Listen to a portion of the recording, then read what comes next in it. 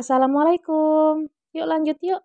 Di Pinang Bos Mafia bab 13. Yang belum subscribe, jangan lupa subscribe ya.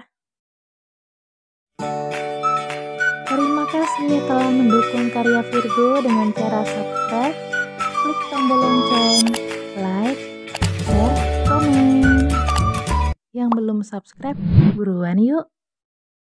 Tuan Alek, tolong saya.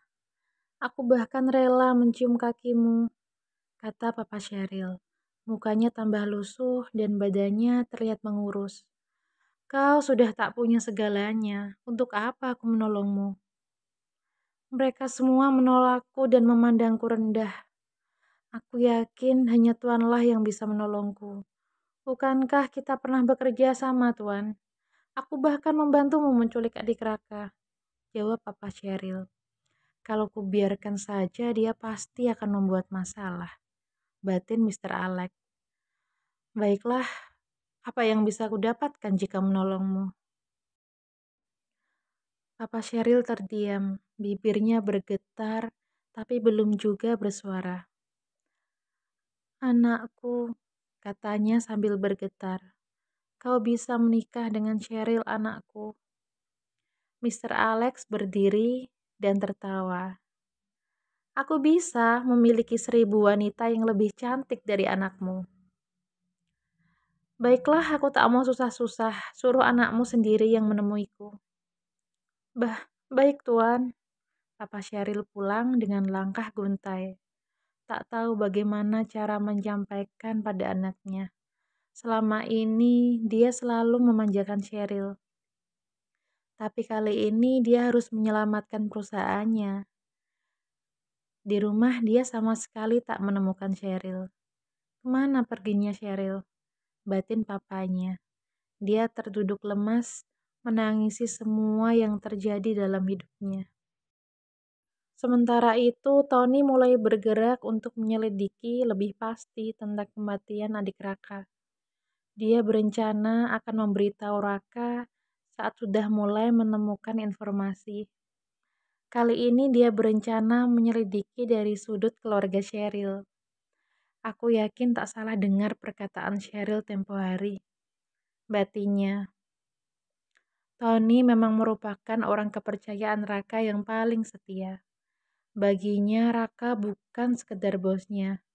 Raka adalah penyelamatnya. Di saat dahulu Tony belum siapa-siapa, bahkan orang-orang memandangnya pun tak ingin. Rakalah yang mengulurkan tangannya, seseorang yang memanusiakan dirinya, memberi banyak pelatihan dan pengetahuan yang sebelumnya sulit untuk Tony dapatkan. Saat adik Raka meninggal, Tony juga ikut merasakan kesedihan.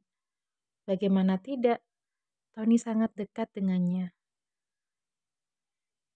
Kali ini orang yang mencelakaimu harus kutemukan dan dihukum setimpal, ucap Tony tanpa ekspresi. Raka tampaknya masih geram dengan ulah Sheryl. Gara-gara kemunculan Sheryl di dalam rumahnya, dia memutuskan istirahat di hotel dan meminta Tony untuk mengecek keamanan di apartemennya. Dia merindukan saat-saat tenangnya di Jogja.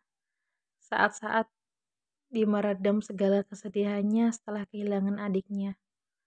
Karena itu juga dia bisa bertemu dengan Salwa, perempuan yang saat ini menjadi kekuatannya untuk meninggalkan kehidupan suramnya. Tony pun juga heran dengan perubahan drastis bosnya setelah kembali. Bosnya yang begitu dingin, bosnya yang punya kekuasaan disegani hampir semua partner dan saingan bisnisnya. Tiba-tiba berkeinginan meninggalkan semua yang telah dicapainya, yang dia bangun mati-matian. Bos, apartemennya sudah aman. Semua sandi sudah diriset ulang. Saya juga sudah cek semua sudut terkait CCTV dan yang lainnya, kata Tony kepada Raka. Baiklah, jawab Raka. Tahun minggu depan atur jadwal ke Jogja. Kamu juga ikut sekalian, kata Raka lagi. Baik, Pak. Tapi maaf, ada apa di Jogja, Pak? Nanti kamu akan tahu sendiri, kata Raka sambil senyum-senyum sendiri. Tony heran, bos senyum-senyum sendiri. Aku nggak salah lihat kan, batinya. Belakangan banyak sekali hal yang membuatnya heran. 2 jam yang lalu, seorang bawahan Raka yang diberi tugas memantau aktivitas Salwa memberi laporan bahwa Salwa telah kembali ke Jogja, kuliah seperti biasanya. Raka memandangi foto Salwa yang diberikan oleh bawahannya. Sepertinya aku harus lebih cepat bergerak. Bergerak yang kayak gimana nih? Yang pada penasaran, stay terus ya. Lanjut di bab 14.